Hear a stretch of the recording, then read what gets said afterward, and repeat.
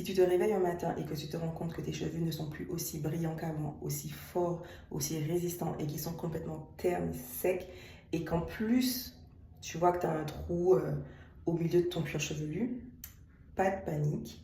Je vais t'expliquer ce qu'il faut que tu fasses étape par étape. La première chose à faire dans ce cas-là, c'est un vrai état des lieux. C'est-à-dire que tu vas regarder vraiment toutes les zones de ton cuir chevelu, tu vas analyser tous tes cheveux vraiment sur toute la surface.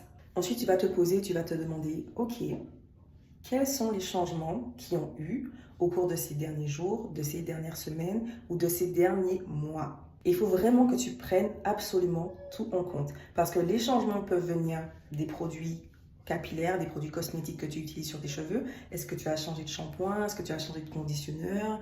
Est-ce que tu es passé d'une marque à une autre? Est-ce que tu as été moins assidu dans ta routine? Qu'est-ce qu'il y a eu comme changement au niveau vraiment cosmétique capillaire?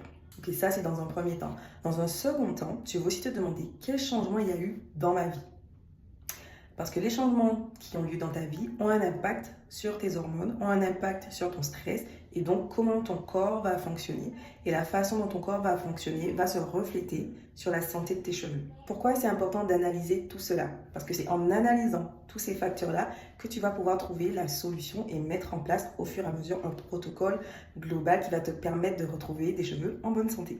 Donc par exemple, si tu as eu un changement au niveau de ta routine capillaire, je te propose de revenir à la routine que tu avais avant et qui ne te causait pas de problème jusqu'à présent. S'il y a eu un changement dans ta vie, de manière générale, un décès, du stress au travail, etc., là, il va falloir aménager un petit peu de temps dans ta journée, dans ta semaine, pour pouvoir faire des exercices qui vont te permettre de réguler ton stress, de réguler tes hormones, de réguler ton système nerveux. Si tu as besoin que je t'accompagne pour cette partie spécifiquement, n'hésite pas à m'envoyer un message.